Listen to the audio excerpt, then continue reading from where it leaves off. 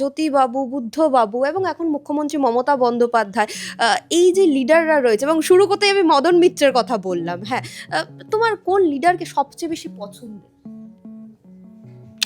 এমন তুলনা টানলে না, মানে মিল পেলাম না কোনো। প্রথম দুটো নামের সঙ্গে শেষ নামটা তো কোনো, তো শাসক দলের মঞ্চে গিয়ে দাঁড়িয়ে গিয়ে তারা বেশ প্রচুর কাজ পাচ্ছে, কিন্তু ফ্রেমের মানে ক্যামেরা, ওই মঞ্চে দাঁড়াতে পারে কিন্তু ক্যামেরার সামনে দাঁড়াতে গেলে প্রবলেম, এবং তারা অ্যাওয়ার্ড ফ্যাওয়ার্ডও পায়। তোমার কাছে কখনো অফার এসেছে ভোটে দাঁড়ানোর বা টিকিট পাওয়ার? ও, আমি অভিনয় করতে এসেছি, আমি এখানে আমি অভিনেতা হতে এসেছি, নেতা হতে আসিনি।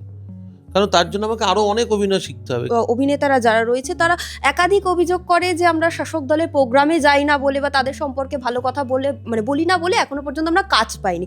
এরকম কিছু অভিজ্ঞতা তুমি সাক্ষী হয়েছো? তবে রাজনীতিকরণটা বেশি হয়ে গেছে ইন্ডাস্ট্রি, এতটা ছিল না রাজনীতির, এত মানে এত ভেতরে ঢুকে পুরোটাই রাজনীতিকরণ এটা ছিল না। আমাদের সকলের পরিচিত মুখ জয়জিৎ দা এই মুহূর্তে আমাদের সঙ্গে রয়েছেন। দাদা, অভিনয় কত বছর হলো? একদম হলুদ সানগ্লাস পরে বেশ একটা মদন মিত্র লুক আসছে। কিন্তু আমি ও লাভলি বলি না, আচ্ছা। বলছি আমার 25 বছর হয়ে গেছে অভিনয় জীবনে, এখনো চলছে আর কি, স্টিল রানিং 25+। যখন শুরু করেছিলে তখনকার ইন্ডাস্ট্রি আর এখনকার ইন্ডাস্ট্রি তো অনেক বদল দেখলে তো। হ্যাঁ, কিরকম কি ভালো খারাপ কিরকম কি বদলালো? আমাদের ক্ষেত্রে কোনো কিছুই সেইভাবে বদলেছে সেরকম নয়, তবে এতটা রাজনীতিকরণ ইন্ডাস্ট্রিতে ছিল না যেটা এখন হয়েছে। এটা ভালোর জন্য হতে পারে, মন্দর জন্য হতে পারে, কারণ টেকনিশিয়ান স্টুডিওটা অত ভালো করেছে এই সরকার, আবার অনেকে বলছে খারাপ হয়েছে, তো ভালো মন্দ মিশিয়ে সবটাই হয়, তো ভালো মন্দ মিশিয়ে হয়েছে। এবং আগে যে আমরা দেখতাম যে একটা বাংলা ছবি রিলিজ করলে সবাই সাপোর্ট করছে বা কেউ খারাপ কথা বললেও সেটা হয়তো নিজেদের মধ্যে আলোচনা করছে, কিন্তু এখন সোশ্যাল মিডিয়ায় এসে যাওয়ার পক্ষে মানে ফলত যে ট্রোলটা হচ্ছে সেটা একেবারে সম্মুখে হচ্ছে এবং এমন এমন ছবি বিকৃত করা হচ্ছে, ফলত পুলিশের দ্বারস্থ হতে হচ্ছে কিছু কিছু মানুষকে। এরকম যে একটা পরিস্থিতি এখন ইন্ডাস্ট্রিতে চলছে, তাতে আখেরে তো বাংলা ছবিরই ক্ষতি হচ্ছে। হ্যাঁ, বাংলা ছবির ক্ষতি হচ্ছে, এবং তারাই পারে বলছে আমার পাশে থাকুন, বাংলা ছবির পাশে থাকুন, কিন্তু নিজেরই পাশে থাকছে না এক অপরের, সেটা তো অবভিয়াসলি ক্ষতি হচ্ছে। তবে এখন মানে পুলিশের কাছে গেছে, দেখো ট্রোলিং এটা আমাদের একটা অঙ্গ, আমাদের ইয়েতে আমিও অনেক সময় ট্রোলড হয়েছি, তার সমাজ মাধ্যমেই তোমাকে থাকতে হয়, এবং আমাদের ইন্ডাস্ট্রিতে এলে তুমি যখন ইন্ডাস্ট্রিতে আসছো, তোমাকে যখন মানুষ চিনছে, কেউ স্বল্প পরিচিত কেউ বেশি পরিচিত, প্রত্যেকেরই এটা যে কোনো সময় হতে পারে, যে কেউ ট্রোলড হতে পারে, কোনো একটা ব্যাপার নেই। তো আমিও গত 1.5 বছরে 2বার 3বার 4বার ট্রোলড হয়েছি, তো it's a part of our মানে প্রফেশনাল লাইফ, তো ওটাকে স্পোর্টিংলি নেওয়া উচিত আমার মনে হয়। আর এত কান দেওয়ার মাথা লাগানোর তো কিছু নেই, সোশ্যাল মিডিয়ায় কে কী বললো তাদের কোনো কাজ নেই, বলতে দাও সব। মানে এখন যদি রাস্তা দিয়ে যেতে যেতে কেউ কুকুর তোমাকে কামড়ে দেয়, কুকুর ঘেউ ঘেউ করলো, আমি কি কুকুরকে ঘেউ ঘেউ করবো? আমি নিজের মতন হেঁটে চলে যাব। তো সেইভাবেই ট্রিট করা উচিত তোমাকে নিয়ে যারা খারাপ ট্রোল করছে তাদেরকে। এবং দাদা, সেখানে আমরা দেখেছি তোমার সোশ্যাল মিডিয়া পেজে যদি আমরা চোখ রাখি, একেবারেই মানে সিনেমার খবর সবসময় বা মজাদার কিছু। হ্যাঁ, এবং আমরা যদি ইন্ডাস্ট্রির দিকে তাকাই, এরকম তোমার অভিনেতারা যারা রয়েছে তারা একাধিক অভিযোগ করে যে আমরা শাসক দলের প্রোগ্রামে যাই না বলে বা তাদের সম্পর্কে ভালো কথা বলে মানে বলি না বলে এখনো পর্যন্ত আমরা কাজ পাইনি। এরকম কিছু অভিজ্ঞতা তুমি সাক্ষী হয়েছো?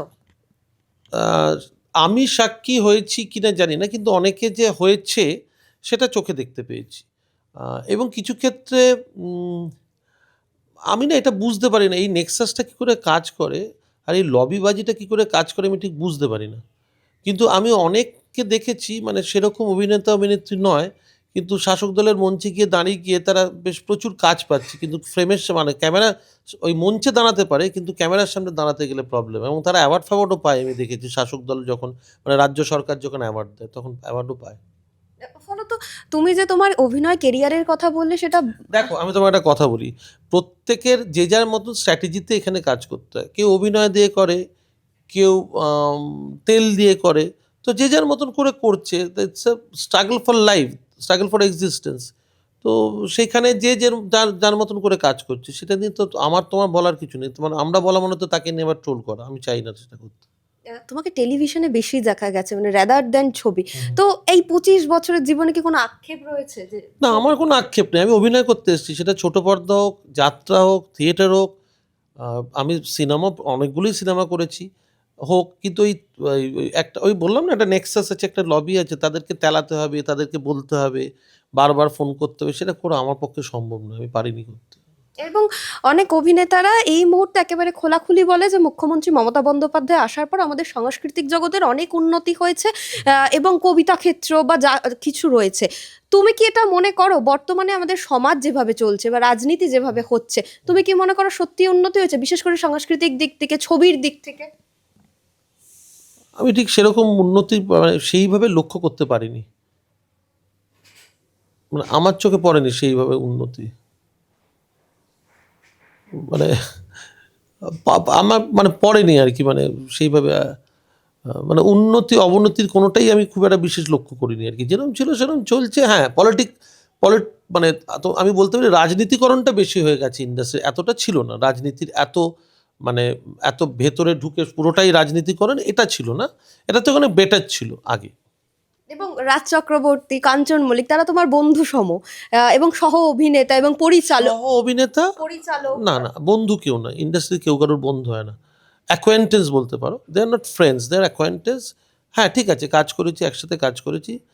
রাজের সাথে আমার কাজ করার সৌভাগ্য হয়নি, আমার ছেলে রাজের একটা ছবি করেছিল, তো সেটা করেছে, তো বাস দ্যাটস ইট। মানে আমার তাদের এটা তাদের ব্যক্তিগত ব্যাপার, রাজনৈতিক সত্তাটা যার যার নিজস্ব, কে সেটা জলাঞ্জলি দেবে, কে সেটা মেনটেন করে রাখবে, সেটা তার ব্যক্তিগত ব্যাপার। তো আমার ব্যক্তিগত ব্যাপার, আমি যেখানে ছিলাম সেখানেই আছি, সেখানেই থাকবো। আর আমি অভিনয় ছাড়া আরেকটা জিনিস পারি, সেটা হয়তো ভালো কথা বলতে পারি, কিংবা ধরো ভালো গাড়ি চালাতে পারি। তো আমার যদি অভিনয় না জোটে, আমি আবার উবের চালাতে লেগে যাব, কিংবা ওলা চালাবো, কিংবা ক্যাব চালাবো, যে কোনো ক্যাব, যদি আমার অভিনয় না থাকে। কিন্তু আমি কাউকে তেল দিতে পারবো না, এবং যে রাজনৈতিক মতবাদে আমি বিশ্বাসী নই, সেখানে আমি ভালো কাজ করতে চাই বলে সেইখানে গিয়ে ভিড়িয়ে দেবো, তারপর আবার একবার এই ফুল থেকে মধু খাবো, তারপর অন্য ফুলে মধু খাবো, খালি মধু খেয়েই যাব। লোকের উপকার করবো বলে নিজে মধু খাবো, সেটা আমি পারবো না করতে।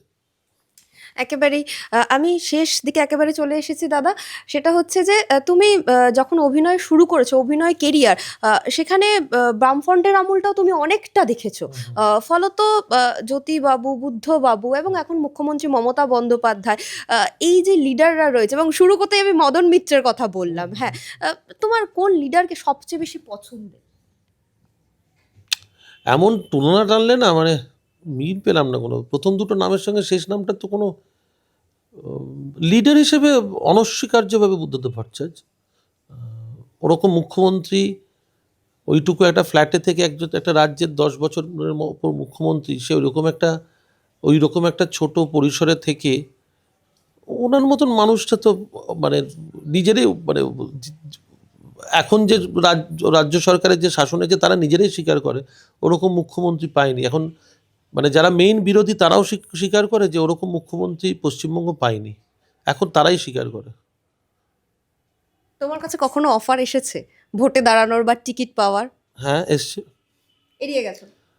না বলে দিয়েছি সোজা, এড়িয়ে যাওয়ার তো কিছু নেই, না বলে দিয়েছি, কারণ আমার সঙ্গে সেটা মেলেনি। আমার আমার রাজনৈতিক শিক্ষা, আমার রাজনৈতিক সচেতনতা একটা একটা অন্য দিকে, তা আমার সেখান থেকে এলো, না বলেছি। কারণ দেখো, আমি যে জিনিসটা করবো সেটা ফুললি করতে হবে। তো আমি যদি রাজনীতি করি, পুরোটাই রাজনীতি করব। আমি অভিনয় করতে এসেছি, আমি এখানে আমি অভিনেতা হতে এসেছি, নেতা হতে আসিনি। কারণ তার জন্য আমাকে আরও অনেক অভিনয় শিখতে হবে। কারণ যে কোনো দলেরই নেতা খুব ডিপ্লোম্যাটিক্যালি বলতে গেলে বলতে হয়, তারা নিজেদেরটুকু নিজের দল ছাড়া কিচ্ছু ভাবেনি। মানে আমি যে মতবাদে বিশ্বাসী, তারাও অনেক ভুল করেছে, এবং তারা তাকে তার ফল তাদের ভোগ করতে হয়েছে। তো ঠিক আছে। এবং দাদা একদম শেষ প্রশ্ন করব, যশোজিৎ এখন কলেজে পড়ছে। Right.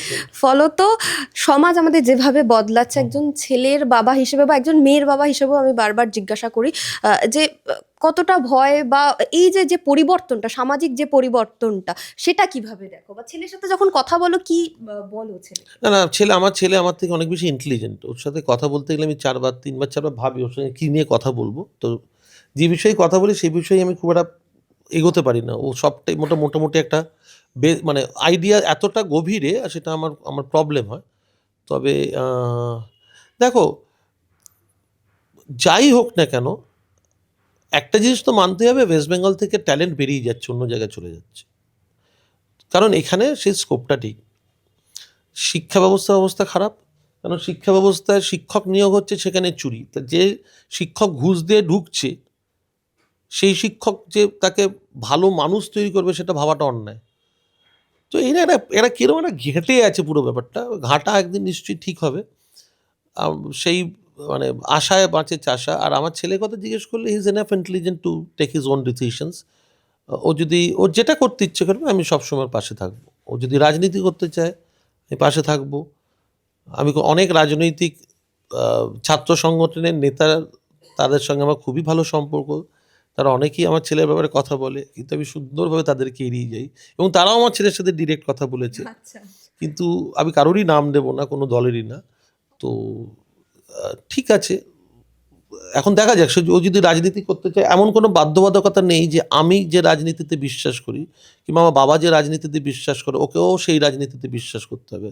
ওর নিজের রাজনৈতিক সচেতনতা যদি ওকে বলে যে আমাদের বাবার রাজনীতি কিংবা ওর দাদা মানে ঠাকুরদার রাজনীতি সেটা চলছে না, সেটা ও ফলো করতে চায় না, তাহলে ও নিজের যেটা রাজনৈতিক সচেতনতা ওকে যেদিকে নিয়ে যাবে, ও সেদিকে যাবে। সেটা আপনি হিম। কিন্তু আমার মনে হয় না খুব একটা রাজনীতি, পুরো পলিটিক্যাল সায়েন্স নিয়ে পড়ছে ফার্স্ট ইয়ার, আচ্ছা। কিন্তু মানে রাজনীতি করবে বলে মনে হয় না, বা করতেও পারে। It's up to him. বড় হয়ে গেছে, ইটস হিজ ওন ডিসিশন।